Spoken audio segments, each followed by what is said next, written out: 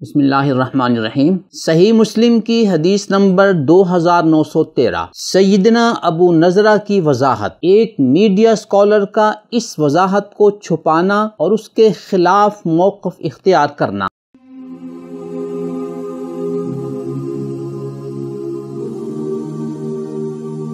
صحیح مسلم کی حدیث نمبر 2913 کے راوی صحابی رسول سیدنا جابر بن عبداللہ رضی اللہ تعالی عنہ ہیں۔ آپ اس حدیث کی بابت ایک میڈیا اسکالر کا موقف سنیں، پھر ہم آپ پر واضح کریں گے کہ اس میں چھپی خیانت کہاں ہے۔ میرے نزدیک تو یہ پیشین گوئی حرف برف پوری ہو چکی ہے، یعنی جتنی بات بخاری و مسلم میں ہے اس کے مصداق کی حیثیت سے سیدنا عمر بن عبدالعزیز آ چکے اور رسالت مآب صلی اللہ علیہ وسلم کی بات ان کے حق میں پوری ہو گئی۔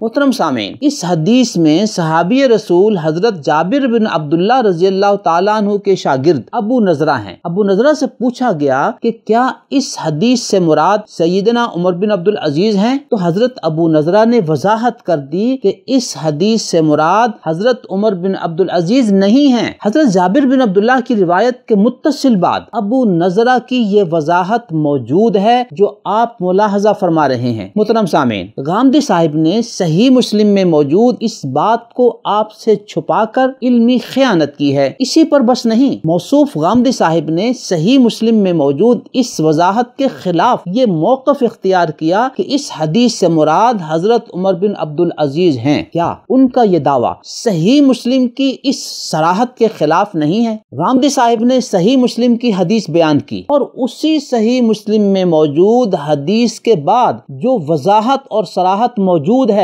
اسے آپ سے چھپایا۔ محترم سامعین، ایک چیز کو بیان کرنا اور اس کے متصل بعد دوسری چیز کو چھپا لینا تاریخ میں یہ کن لوگوں کا وتیرہ تھا، آپ پر مخفی نہیں ہے۔ محترم سامعین، کیا صحیح مسلم بھی غامدی صاحب کی قطع و برید سے محفوظ نہیں رہی؟ جو شخص صحیح مسلم جیسی کتاب کی احادیث کے حوالے میں بھی خیانت کر سکتا ہے، کیا وہ دیگر حوالہ جات میں امانت سے کام لیتا ہوگا؟ محترم سامعین، کیا ایسے شخص کی بقیہ تحقیق اور ریسرچ پر اعتماد کیا جا سکتا ہے یا نہیں، یہ فیصلہ آپ نے کرنا ہے۔